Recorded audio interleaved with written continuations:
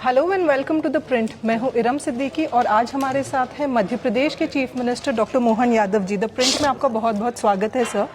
Sir, आपने 4 महीने पहले स्टेट की कमान संभाली और आते ही के साथ आपने काफ़ी बोल्ड फैसले लिए जनता के हित में। तो आने वाले दिनों में सर आपका स्टेट के लिए क्या विजन है? देखिए, हम सब भारतीय जनता पार्टी कार्यकर्ता हैं और भारतीय जनता पार्टी ने अपने संकल्प पत्र के माध्यम से ये घोषणा की थी कि हम आगे किस किस तरह से आगे बढ़ेंगे।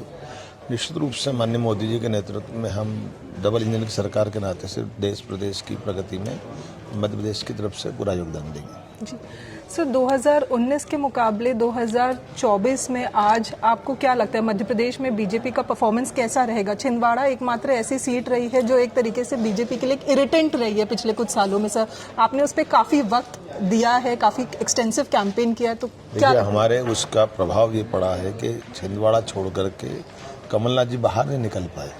इसका मतलब है कि भाजपा ने अपनी ताकत बढ़ाई है और रिजल्ट तो जनता कर देंगे, लेकिन उम्मीद पूरी है कि हम इसी हालत में छिंदवाड़ा जीतेंगे। जी सर, शिवराज सिंह चौहान जी 18 वर्ष के सीएम रहे हैं। उसके बाद सीएमशिप की बागडोर संभालने में आपको ये जिम्मेदारी कितनी मुश्किल या कितनी आसान लगी? तो हमारे कार्यकर्ताओं को सबकी सब प्रकार की ट्रेनिंग है और मैं लगभग 20 साल से बहुत सारे अलग अलग पदों पर रह चुका हूँ, प्रशासनिक पदों पर रह चुका हूँ। तो मुझे लगता है कि जैसे अपने मन पे रहता है, हम अगर ये मान के चले हम बहुत बड़े आदमी हो गए तो हम गलती करेंगे, लेकिन हमको लगा कि हमारे साथ ये टीम गेम सबके मिल के साथ काम करते हैं, तो मुझे लगता है इसमें मुझे कोई कठिनाई नहीं है।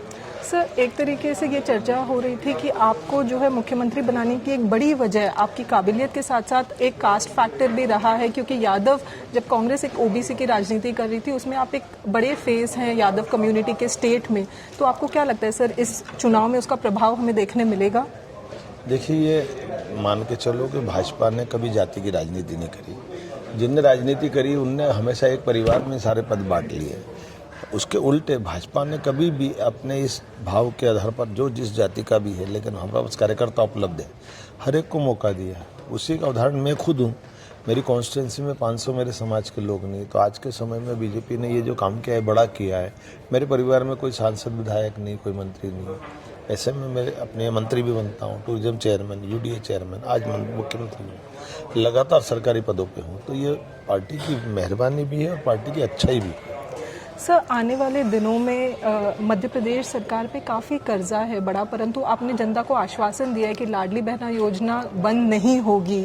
तो आगे कैसे चीज़ें की कोई जाएगी? कर्जा नहीं है हमारा, एक भी बार ओवरड्राफ्ट नहीं हुआ, एक स्कीम पैसे के अभाव में रुकी नहीं है। जितना वित्तीय तरलता चाहिए वो पूरी हमारे यहाँ उपलब्ध है। बल्कि हमारे डेवलपमेंट के आधार पर मैं आपको बताना चाहूँगा कि जब कांग्रेस की सरकार थी केवल 20,000 करोड़ का बजट था अपने स्टेट के लिए, आज की स्थिति में 4 लाख करोड़ का बजट हुआ है जी।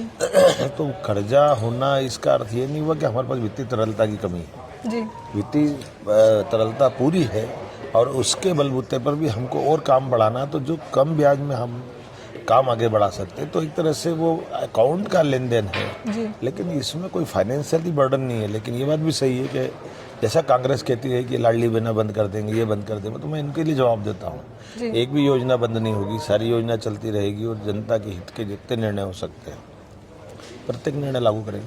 सर, मध्य प्रदेश में कांग्रेस के कई नेता सारे एस्पेक्ट से लोगों ने बीजेपी ज्वाइन की, उसमें से कांग्रेस के काफ़ी बड़े चेहरे थे। एक बहुचर्चित नाम था कमलनाथ जी का।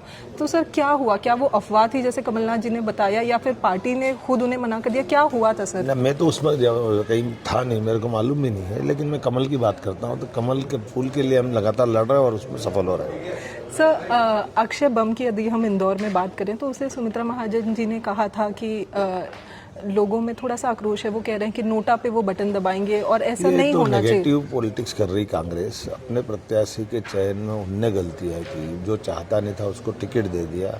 यहाँ प्रदेश अध्यक्ष थे, वो खुद लड़ते ना चुनाव, वो लड़े नहीं जी। तो मुझे लगता है कि कांग्रेस अपने अंतर्मन में झांकने के बाद वो निर्णय करते, बजाय जल्दबाजी में। जैसे उनने प्रत्याशी चयन में गलती कर दी, ऐसे वो नोटा की बात करके गलती कर रहे हैं। तो गलती तो कांग्रेस कर रही, इसकी कीमत कांग्रेस को चुकाना पड़ेगी। जनता बर्दाश्त नहीं करती कि ऐसी नकारात्मक पॉलिटिक्स कोई ऐसी पार्टियाँ करें। सर, आपकी अध्यक्षता में ज्योतिरादित्य सिंधिया जी पहले कांग्रेस के पार्टी में होते वक्त एक सीएम फेस थे, परंतु आज वो बीजेपी में हैं, उन्हें भी एक सीएम पद का दावेदार माना जाता है। मेरे को तो मालूम नहीं है, आपको मालूम होगा, मेरी जानकारी में तो नहीं। हमारी पार्टी में तो ऐसा होता भी नहीं। जी। हमारी पार्टी में जिसको जवाबदारी मिलती है वो काम करता है। ठीक है सर, बहुत धन्यवाद। Thank you so much sir.